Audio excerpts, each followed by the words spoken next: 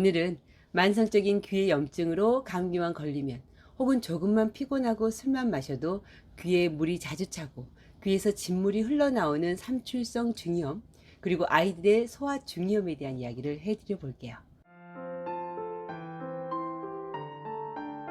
아이들의 경우 감기에 걸려 콧물이 생기고 이게 비염으로 진행되다 보면 가끔은 코가래가 귀로 넘어가 염증이 되면서 중이염으로 진행되는 경우가 있죠.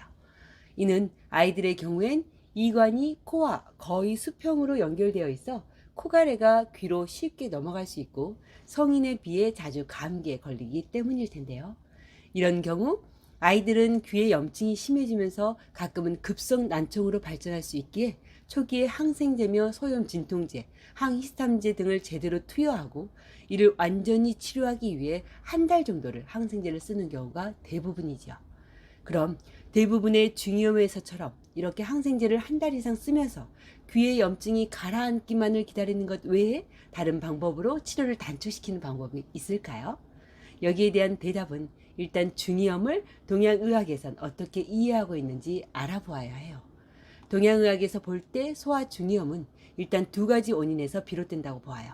만성적인 비염으로 인해 계속해서 만들어진 코가래가 지속적으로 귀로 넘어가 염증을 일으키는 것이 첫 번째이고, 선천적으로 신장이 허약하게 태어나 조금만 피곤하고 힘들어도 신장과 연결된 귀로 만성적인 염증을 일으키는 것이 두 번째 이유이지요.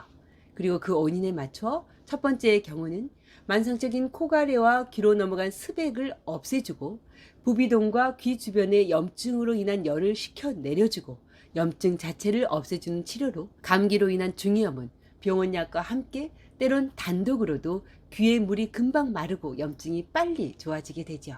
저의 경우엔 과립으로 썼을 때 일주일에서 열흘 정도만 해도요.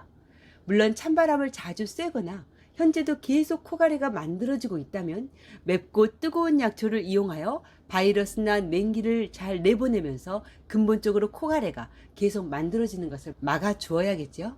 참고로 이러한 처방은 비단 소화 중이염뿐 아니라 성인들도 감기만 오면 귀에 물이 차고 진물이 난데도 이용할 수 있는 처방이에요. 그럼 두 번째의 경우로 타고나기를 신장이 허약하여 신장과 연결된 귀로 중이염이 오는 경우는 어떤 경우일까요? 동양의학에선 신장이 허약하게 타고난 경우 호르몬을 생성하는 부신의 기능도 허약하게 타고났다고 보아요. 따라서 이런 경우는 인체의 근본적인 체력과 골수가 허약해져 있는 상태라고 보지요. 그리고 이런 체질로 타고난 경우 아이들도 혹은 성인들에 있어서도 체력이 약해 쉽게 피곤해지고 마치 부실한 차가 엔진에 쉽게 열이 차는 것처럼 신장과 부신에 열이 쉽게 차게 된다고 이해하죠. 그리고 그렇게 과로로 부신에 열이 차면 하복강부에 열이 차고 그 스백과 열이 삼초경맥으로 밀려 올라와 그림에서처럼 삼초경락인 귀 주변으로 스백과 열이 넘쳐 귓속이 붓고 아프면서 염증이 생기고 진물이 흘러나온다고 생각했죠.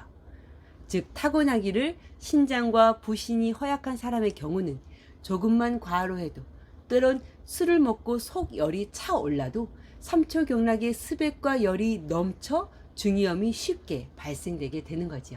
이는 간이 허약하게 타고난 사람은 과로하면 쉽게 눈에 열이 차고 뻐근해지고, 비위장이 약하게 타고난 사람은 과로하면 구내염이 잘 생기며, 폐가 허약한 사람은 과로 시 피부로 트러블이 잘 생기는 것과 같은 논리예요.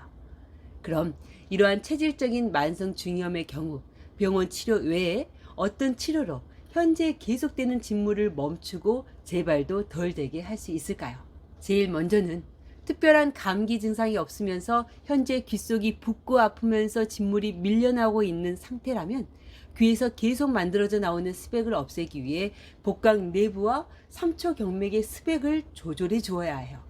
여기에 부신과 삼초경락인 귀 주변의 열을 완화시키기 위한 약초들도 다음 순위로 필요하고요.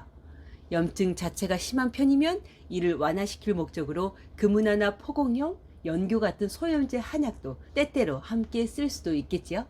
하지만 근본적인 체질을 교정해주지 않는다면 지금 당장은 중이염이 좋아졌다 하더라도 어느 정도 체력이 약해지면 또다시 반복될 수 있기에 근본적으로는 육미지황탕 같은 신장과 부신을 강화시키고 하체 순환을 촉진하는 약초들을 귀의 진물이 어느 정도 줄어든 시기부터는 보충해 주어야 해요. 그리고 저는 그렇게 치료하여 감기만 걸리면 찾아오는 급성 중이염도, 조금만 피곤하거나 술을 마셔도 귀가 쑤시고 아프며 귀에서 진물이 나는 성인들의 만성 중이염도, 중이염 후유증으로 고막에 구멍이 나 있는 것도 한약 과립과 한약을 이용해서 치료해 드릴 수 있었죠. 제가 고쳐드리긴 했지만 한약만으로 고막에 구멍이 메꿔진 경우는 저도 참 신기하고 놀라웠고요. 어떠세요? 한약이나 한방과립제로 소아 중이염이나 만성 중이염인 삼출성 중이염을 완화시키고 항생제만 사용할 때보다 치료기간 자체를 훨씬 단축시킬 수 있다는 것이 많이 생소하기도 하고, 한약으로 이것까지 하며 놀라지 않으셨어요?